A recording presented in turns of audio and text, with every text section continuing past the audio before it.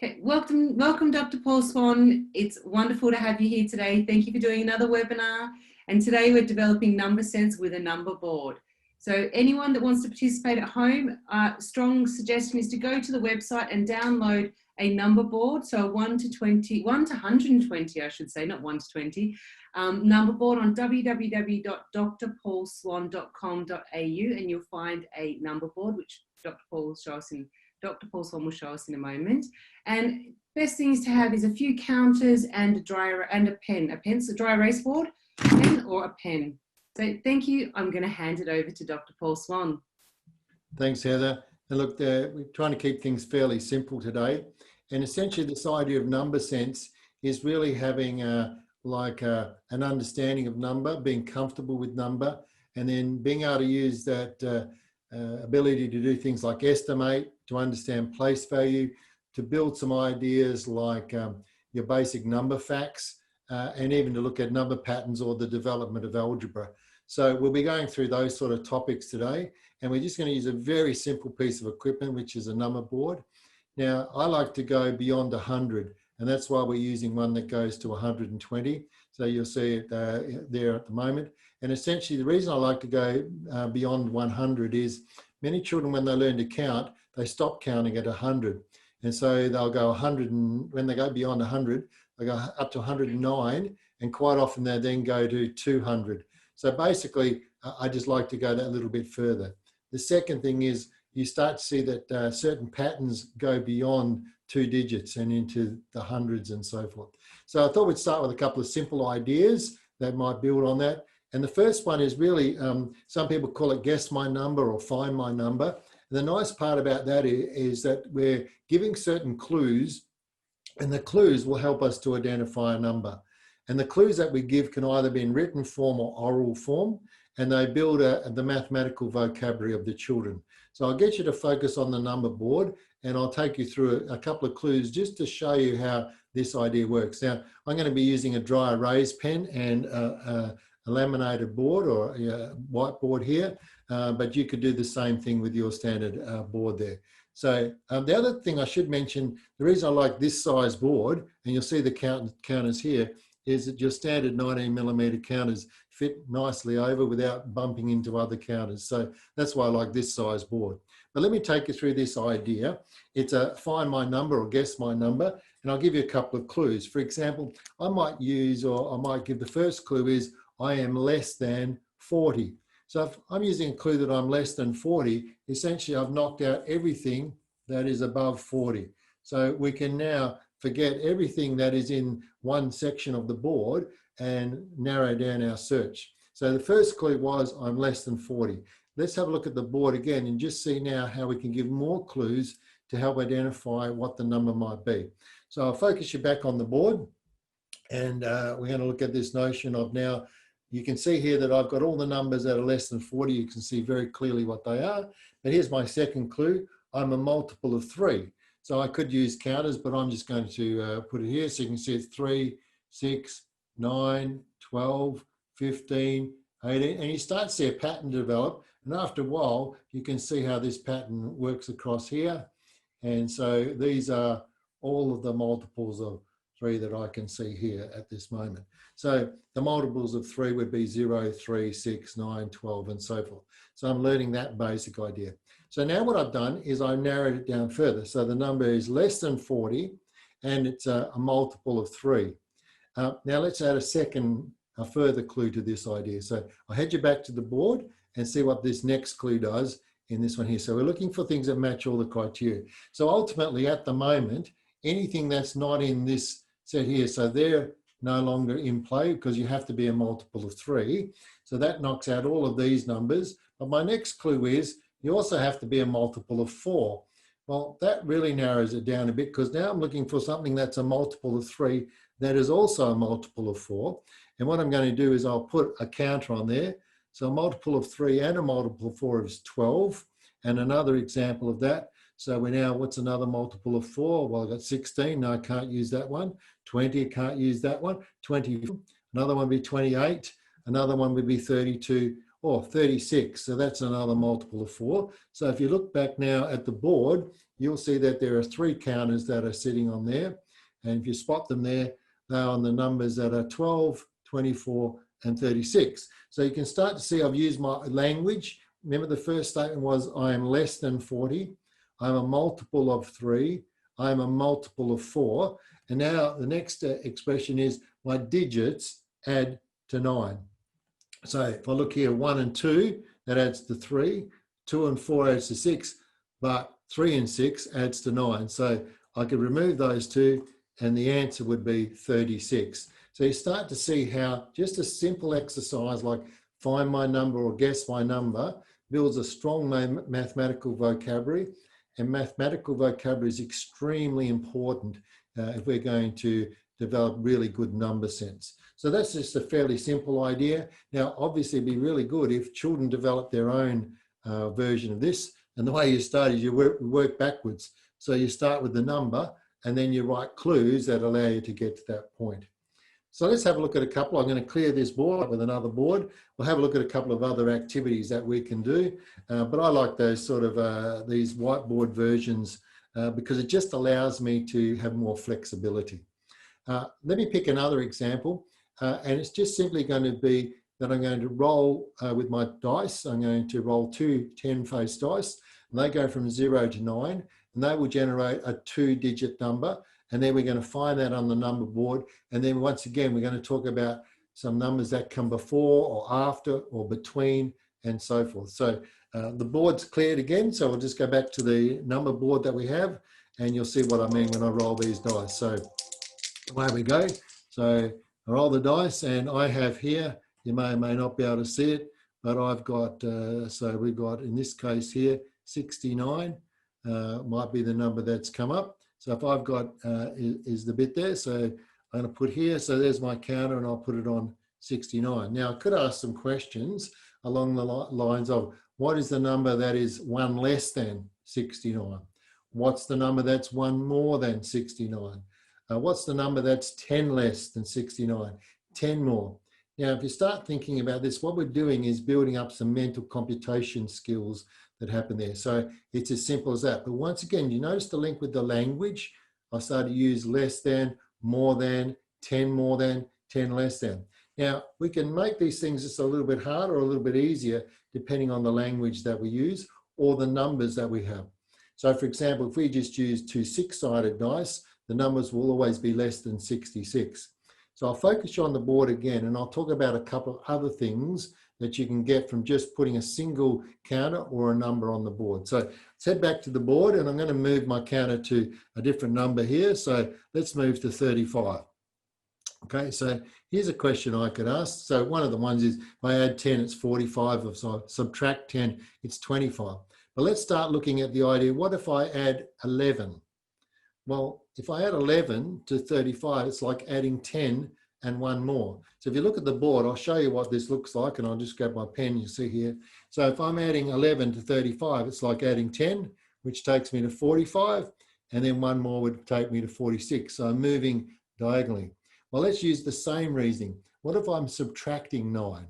So subtracting 9 is like subtracting, in this case here, 1 less than the 10. So if I subtracted 10, it'd be in this case here, sitting here. So subtract 10 would take me to here. But if I'm subtracting 9, it's 1 less. Now this is a bit tricky because you might want to go that way. But in fact, I'm subtracting 9, it is sitting here. So it's 1 more than the 10. If I was subtracting 11, I would head that way. So you start to see that there's a whole pile of things that you can discover that sit on the board. And we're going to play with some of those ideas now. And it could be as simple as if we had 2 numbers on the board. So let me imagine here that I'll put 2 counters on there and we'll start talking about some of the numbers that come, for example, between. So I head you back to the board and this time we'll be on 43 and we'll be on 45. So they're the 2 numbers that we have here. And I might ask the number, what's the number that comes between that? And some children don't quite get the idea that we're now looking at that number that sits there, 44 and so forth. Now we could talk about the digits being the same. We could talk about the 1's digit always being 4 and so forth. So we're building this mathematical vocabulary as we go along and so forth. Let me just talk about another idea, and it's really two ideas in one.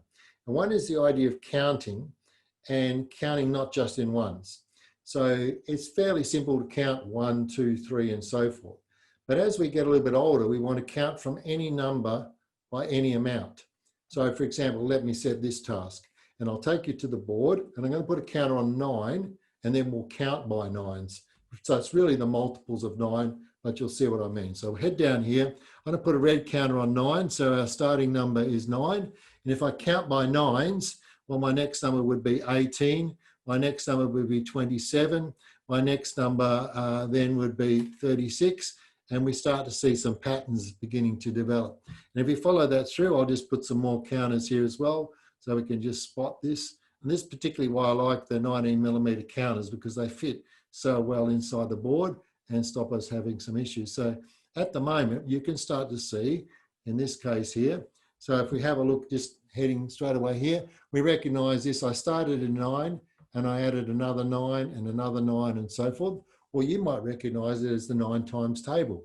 There's a few interesting patterns that we could develop here. If we look at this one here, if we're looking at the 9 times table, one lot of 9 is the same as one lot of 10 take 1.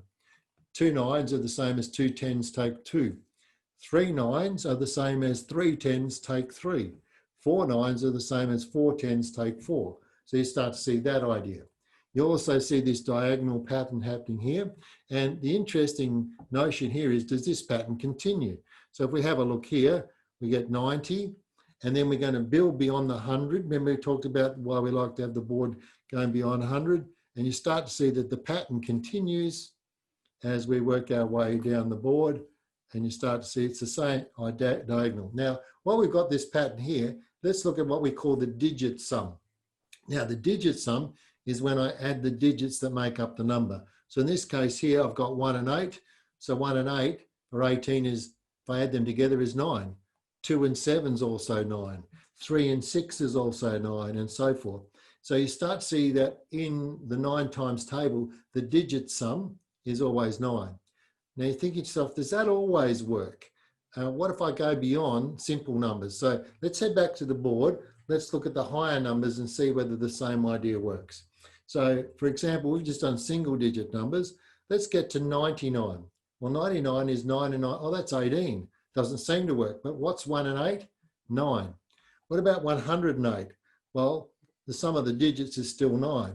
What about 117? Well, the sum of the digits there, if you look, is 9. So 1 and 1 and so. So now we start to get that one of the divisibility rules for, if you know something's divisible by 9, is the digits will always add to 9. So we're starting to build this number sense or this thinking, and all we're doing is playing with the idea that's sitting on a number board here. So we've got this basic notion of what's happening, this idea of the number board that happens there. So we've looked at some patterns here, and that's just patterns on the 9s table. There are other things that we could do, and we just started with a counting notion. We could also look at the idea of what's called common multiples. Now, we did that in the very first exercise where, remember it talked about I'm a multiple of 3, and then I said I'm a multiple of 4.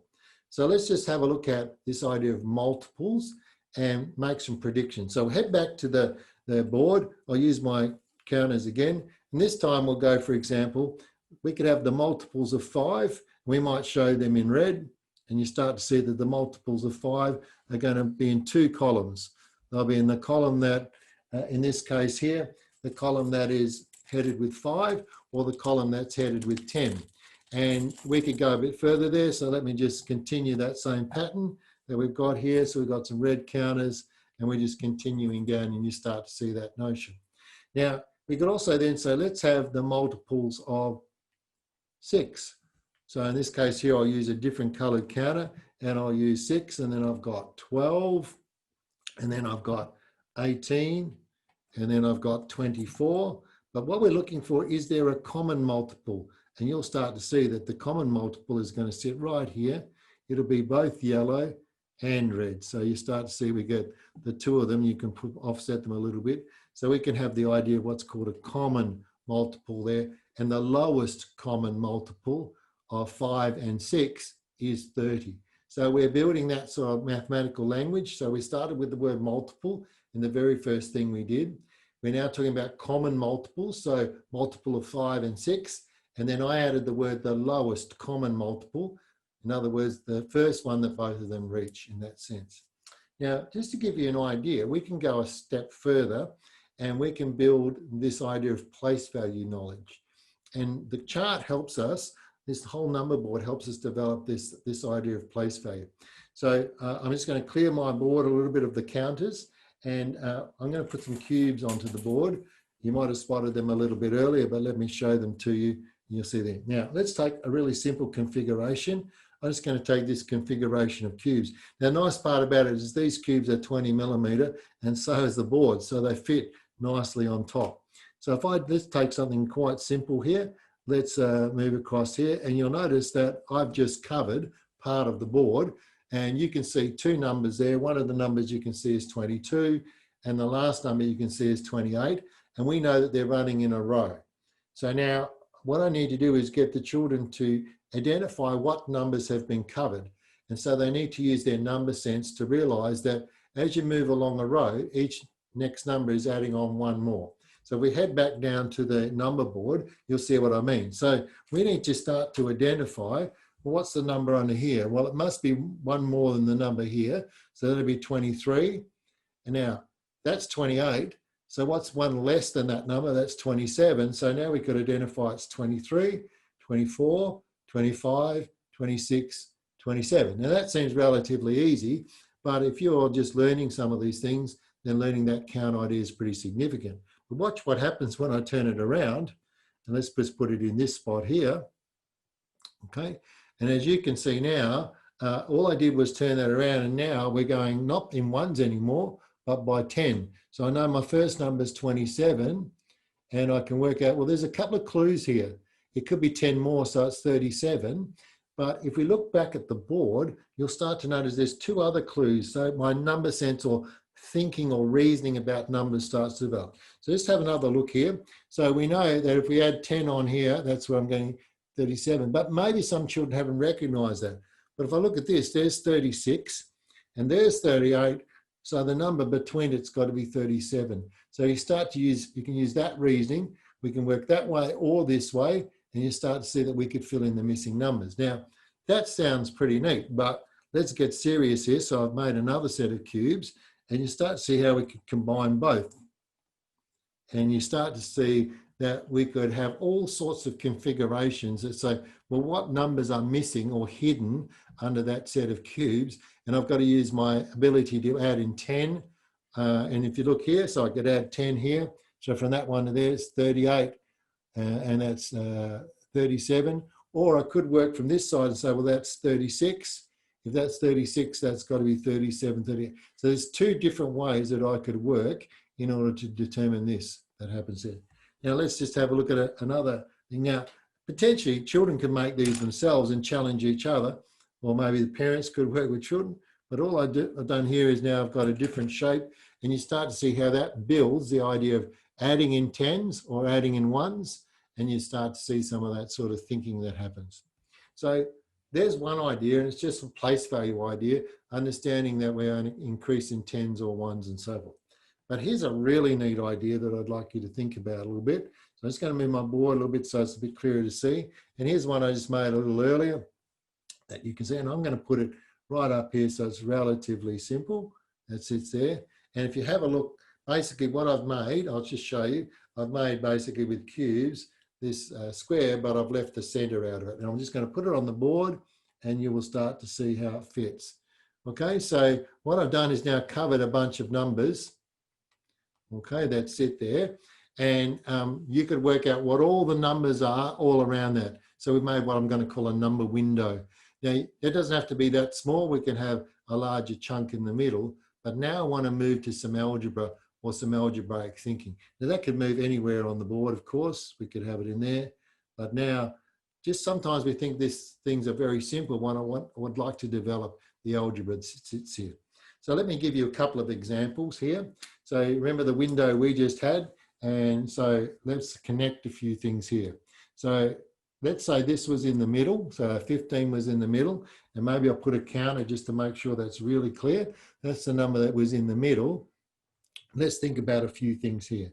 So essentially we've made a square, and the square sits like this, and we could just talk about the numbers that are each corner. Now, what I might do to show that is I'll put some red counters in the corner, those two corners there. So here's something I could ask. Well, if I just add 4 and 26, what total do I get? And hopefully we get an answer in this case of 30. So 26 and 4 gives me 30. Now let's look at the other corners. So if I add 6 and 24, oh, that's interesting. I also get 30. So you start to see here, we're just still practicing some simple addition, but now I want to build the thinking that goes with this.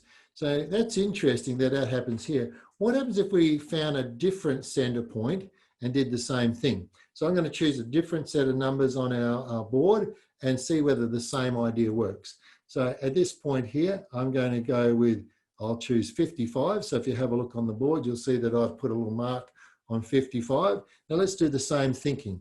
If I now think of this as having a square around the outside, so I can draw the square if you want to see it. So there it is there, that square there. And I add the numbers that are in the corner. So I've got 66 and 44, that's 110. That would sit there. And if I do these ones here, 64 and 46, that's also 110. So that's quite interesting and intriguing. But let's now go back to the original one that we had. So if I go back here, you might notice some things that are happening here. When I added 4 and 26, my total in that case was 30. Do you notice any link between the number in the middle, the yellow number, and the two red numbers? Well, you probably notice if I double the middle number, I get the total of what's sitting there.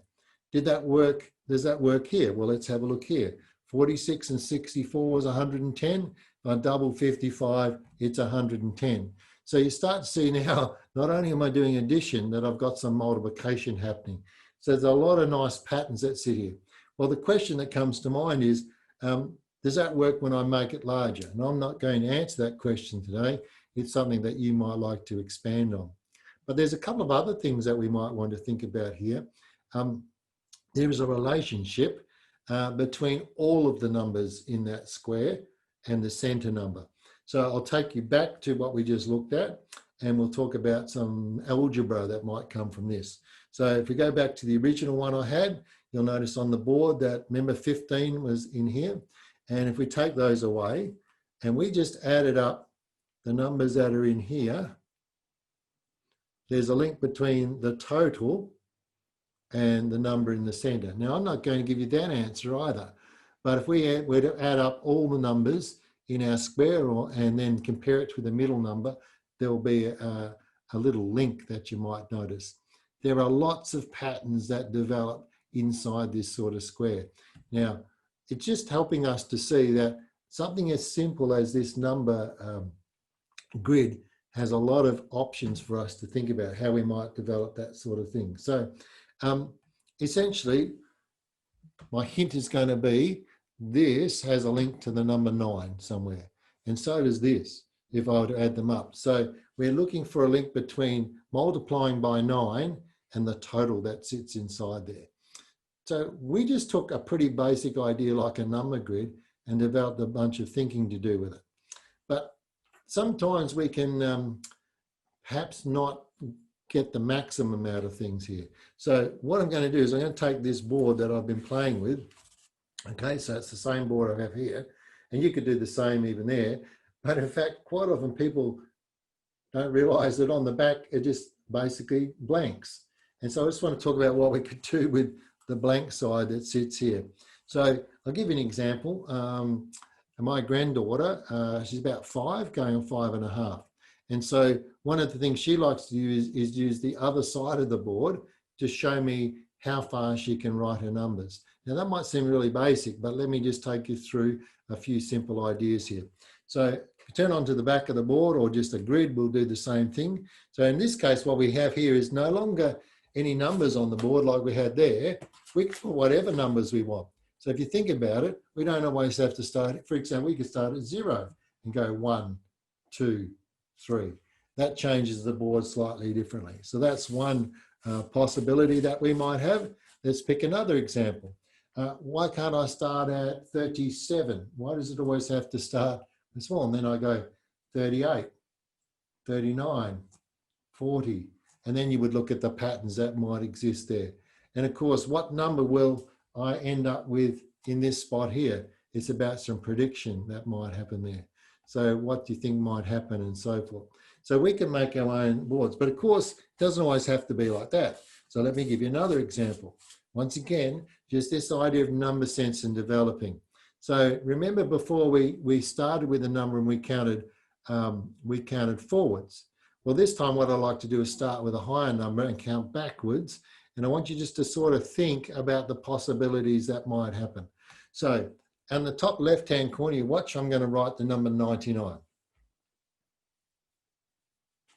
So we're starting at 99, and you might like to follow as we count backwards. Now, we're going to count backwards in sevens.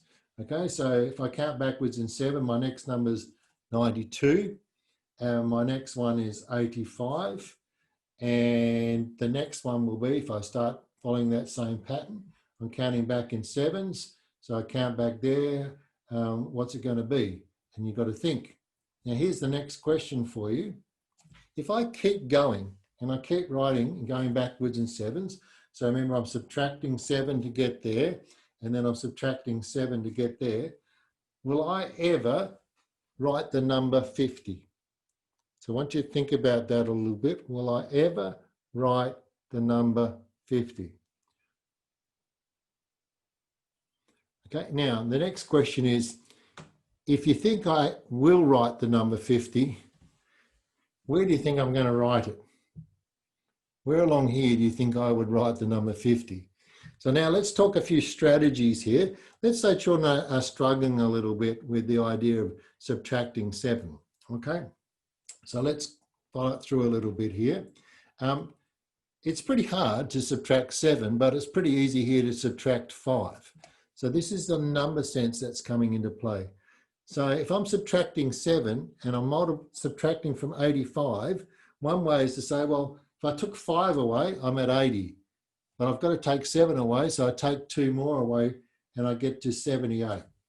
Hopefully that becomes fairly clear. I took 5 away, it took me to 80, and then I took another 2, which is like taking 7. So I took 5, and then I took 2, and that gets me to my spot. You start to see the thinking that happens there. And then I could keep going a bit further. So I've taken 7 away. That's relatively easy now. That's 71. This is a bit more involved though, isn't it? Okay. Now, in this case here, 71, okay, taking 7 away from that's a bit more involved. But here I want to just get a bit more thinking, because sometimes people dismiss this really simple material and gear and don't really focus on the idea of problem solving and reasoning. Because my question was, will you ever write 50, and where will you write it? So if I take you back to the board, and we're just on the grid side with no numbers on it, think about what's going on here. So I'll take you into the board, there's 71. Now we're counting back in sevens, and let's think about sevens. If we think about it, 3 sevens are 21, okay? And if I subtract 21 from 71, I will definitely get, so if I've got 71 and I take 21, I definitely get 50. So there's the first answer to your question. Yes, I will get to 50. But where am I going to write it? Well, I'm going to write it in 3 spots further down. So if you think about it, I took a 7 off, then another 7 off, then another 7 off. I will be writing 50 at this spot here. It just shows you how something that seems relatively simple can get quite complex and develop what I'm going to call number sense. Now, number sense really is applying everything that we've learned about place value. It's applying everything that we've learned about basic addition facts, about subtraction, about multiplication, and putting it all together. And quite often the way we put this together is we structure it through the language or the words that we use. So basically in this point here, we're building things called understanding, which is the language and interpreting what I asked, and putting our fluency together with it. So things like your multiplication tables and your addition and subtraction. So basically that's just been a fairly simple overview of things that you can do with a number board. And I'm sure you start to explore some more patterns and so forth, you'll see what I mean about taking a simple piece of equipment. And if you think about it, all we did was some colored counters, some whiteboard marker, because we had the whiteboard version of the number grid. We put some cubes on it and we started to ask some questions. And so I like to get the notion of the what if question. So hopefully, Heather, there's a few ideas that you could see there that you might want to try even with your own children. But basically, it's a pretty simple piece of gear, but a lot of mathematics can happen with it. Paul, thank you so much. I really appreciate it. Now, before we finish, I have to ask you, was the question 135 divided by 9 equals 15? The 15 in the middle of the window? Oh, okay. Yes, yes. Was it 135 divided by 9? Yes? So you had to add the middle as well. That's right. So if you add all the 9 numbers in that box, you will find you multiply the center number by 9, it will give you the total. Or you do exactly what you did. You add them all, you divide by 9, it'll give you the number that's in the middle. I did it the other way because I was checking both ways, and I thought I'm going to ask you at the end. I'm going to do that with my children to see what they say. Thank you so much. I loved that, especially about the language, because I know that's one of the big things that children are finding hard is word problems. So when they get to the age around about 9, 10, 11, they actually start more word problems, and that's where a lot of mistakes are made because it's not the symbols. So thank you very much to the team. Thank you, Paul. I know you've got a team behind there as well. The webinars are always up on the first Monday of the month. And you can go to the YouTube channel for Dr. Paul Swan and also for EDX Education, and they'll be live on Facebook on the 9 a.m. on the morning of the first Monday of the month. So Paul and team, thank you so much. Really appreciate that today. No worries, Heather. Just one small point, Heather. Any box of 9 numbers will work exactly the same way. So you try it on another box of any 9 numbers, do the total of the 9, and you work out what the same is. With my child, I think I might choose something like 63 or 78. I'm not going to choose anything with a 5 or a 0. No worries. Thank you, Heather. Thank you so much. Bye.